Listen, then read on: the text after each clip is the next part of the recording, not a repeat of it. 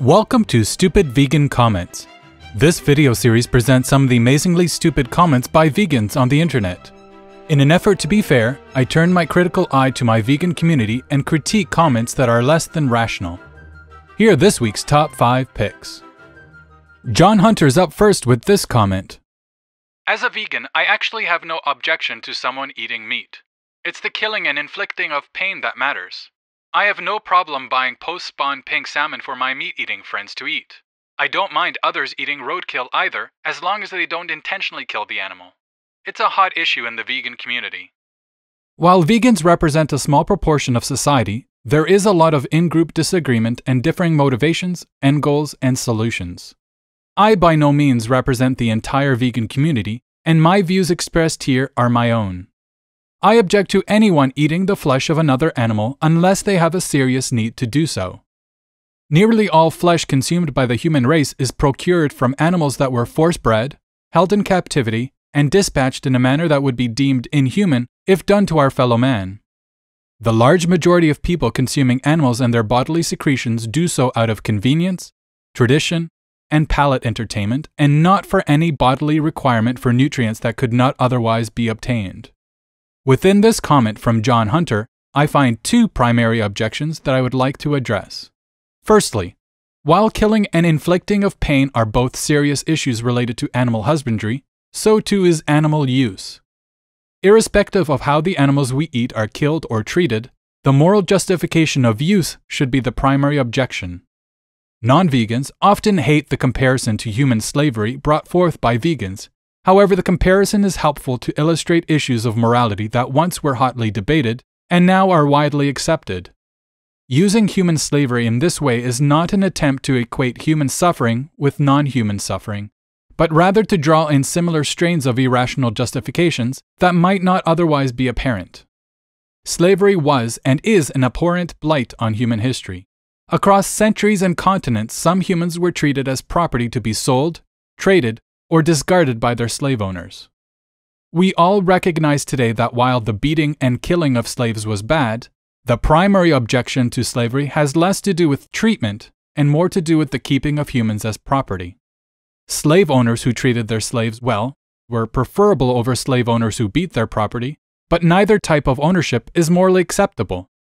While farmers who treat their animal property well are preferred over farmers who don't treat their property well, neither is morally justifiable. My second objection in the comment is in regards to purchasing animal products for your guests or friends. What kind of message are you giving to the people in your life if you refuse to support animal-based foods due to the inherent suffering and death involved, and on the other hand have no reservation for purchasing and feeding others the very thing that you would not purchase for yourself?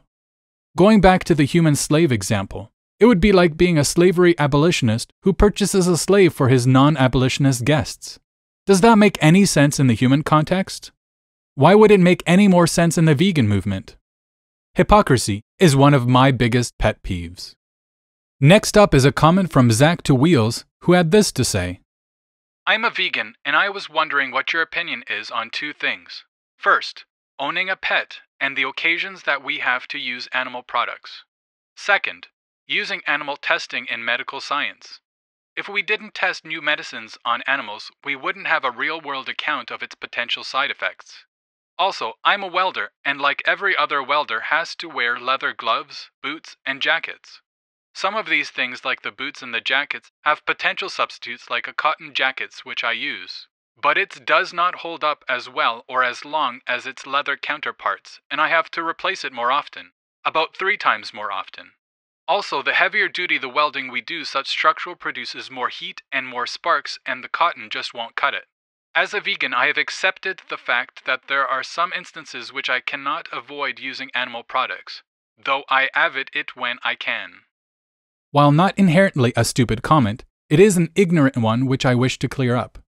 I am against all forms of animal ownership, including pet ownership, excluding animal rescue. I object to the breeding and purchasing of pet animals, but I am all in favor of people rescuing animals from shelters. In regards to animal testing and medical science, this is the only use of animals that is not transparently frivolous. I am by no means a scientist or clinical researcher, and so I cannot speak from a position of authority or knowledge.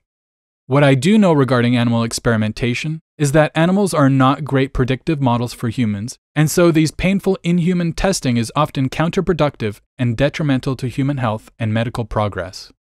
Frequently, diseases contracted by test animals have not been contracted by humans, and diseases contracted by humans have frequently not been contracted by other animals. This leads one to question whether the paradigm of using animals to predict human responses to drugs and diseases is valid and necessary. The second use of animals in experimentation is known as basic research, which is research conducted to find out how things work, with no goal of developing drugs, medical procedures, or benefit human medicine whatsoever. Scientific inquiry, which produces immense suffering and death of sentient beings, without any practical application, is wholly immoral. I am all for discovery and expanding of our knowledge database, however not at the ultimate and final expense of others. While animal experimentation may seem like a necessary evil in order to find cures for human diseases, and the debate is often captioned as "your child or a rat," reality is rarely so clear-cut. For a fully educated and articulated explanation of the issues inherent in animal testing, please Google "Exposing the Bad Science Behind Animal Testing," an interview with AFMA's Dr. Ray Greek. You will find the link in the description. I will end my response to this comment addressing TwoWheels' need for animal-derived protective clothing for his chosen profession. We live in a non-vegan world full of products and industries that use animal-based materials, often hidden from the consumer. I'm not a welder, and so I cannot give you specific suggestions on alternative vegan clothing, if they exist for your line of work. But if they don't, then you need to do what you need to do in order to survive financially. If and when vegan alternatives are made available, then at that time, it would be important to support the new product line by changing over. Veganism isn't about living a perfect life devoid of any animal suffering. It is about making an effort to do one's best given the available options to reduce and minimize suffering wherever possible. As long as veganism represents a small proportion of the human population, there will be situations that require us to make do with what options we have currently available. Wherever and whenever possible, we ought to push for change and progress, and encourage industries and manufacturers to create and provide vegan alternatives. Next up, we have a comment from Peter Singer, the supposed father of the animal liberation movement, and he said, "I do not want to emphasize that I don't think eating ethically, particularly from a utilitarian point of view, is a matter of saying, here's this strict law that I have to do everything possible to comply with. I think we can be ethically conscientious and recognize that sometimes there are going to be compromises. Sometimes it's going to be very difficult, very inconvenient to get the best choice, so we'll settle for something else. As you were saying before with the steak, there's a little bit of room for indulgence in all of our lives. I know some people who are vegans in their homes, but if they are going out to a fancy restaurant, they allow themselves the luxury of not being vegan that evening. I don't see anything really wrong with that. If what they're doing 9 days out of 10 is good, I'm not going to criticize them for being less than perfect on the 10th day. Sure, you'll make mistakes, but don't flagellate yourself if you do. I don't eat meat. I've been a vegetarian since 1971. I've gradually become increasingly vegan. I am largely vegan, but I'm a flexible vegan.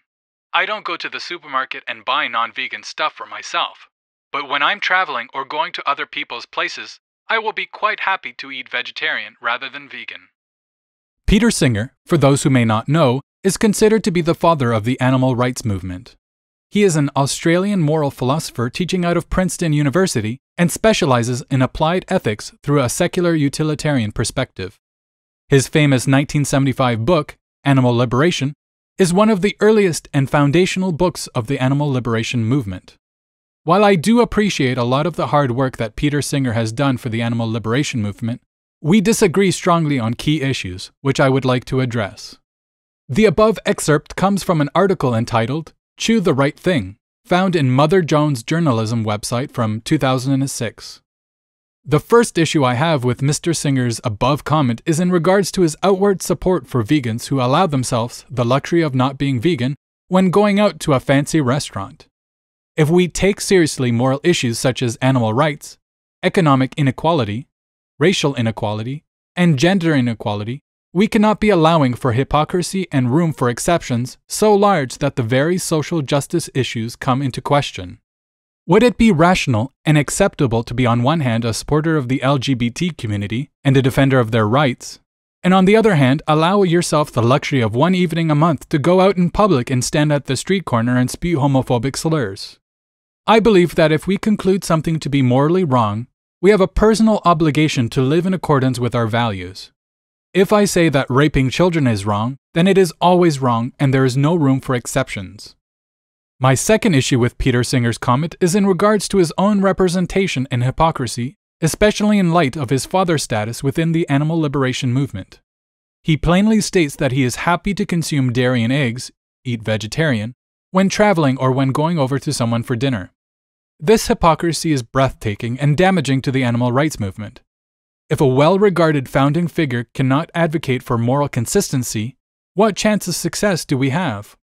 People of position have more responsibility to exude confidence, consistency, and a clear message, as they are figures that represent more than just their own personal set of beliefs.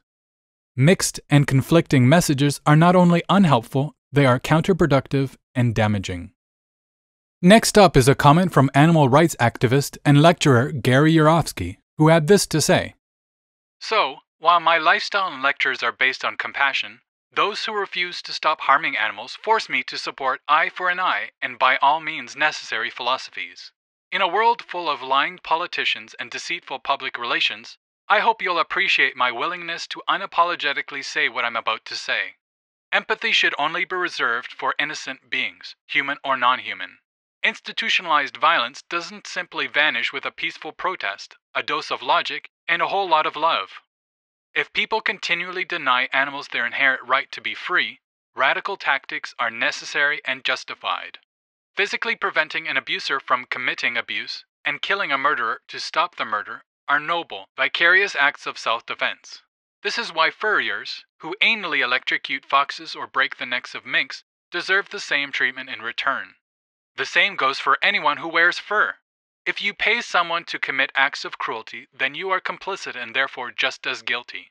Rapists, murderers, and child molesters should be vivisected, executed, and dissected, allowing researchers the opportunity to gather useful information that would actually benefit human health for a change. I see nothing wrong with capital punishment because if you willfully destroy someone else's life, then you automatically relinquish yours. Here again I have to set my critical attention to another prominent and public figure of the animal rights movement, Gary Yourofsky. While I generally agree with a lot of what he has to say, and I even have one of his lectures up on my channel, I have some serious concerns with some of his positions. Gary Yourofsky is a vegan activist and lecturer who has had in the past many run-ins with the law for his direct action brand of activism. Now on to the points of disagreement and concern found within his comment above. Gary Yourofsky is openly supportive of the principle eye for an eye and by all means necessary and radical tactics, which I fundamentally oppose. Veganism ought to be concerned with the elimination of violence, not associated with it. Violence against animals is not helped when we advocate for violence against industry or animal exploiters. Violence is the problem and not the solution. The large majority of people who engage in cruel acts of violence and suffering, deemed acceptable due to social conventions, are not bad people deserving of punishment. Your mother, father, brother, sister, neighbors, and friends who may not be vegan are not deserving of punishment. I absolutely abhor the use and common treatment of animals on farms, slaughterhouses, fur farms, zoos, aquariums, and research labs, but the solution to ending these is education and not violence. Without a doubt, there are people within animal industries that are sick, sadistic individuals who enjoy their acts of torture. However, these people should be identified, removed from their positions, and dealt within the law. People have become desensitized to the abuses and suffering of animals because society has conditioned us to accept it as normal. This does not make institutional exploiters and the average meat eater into sadistic monsters, but rather products of societal pressure and indoctrination.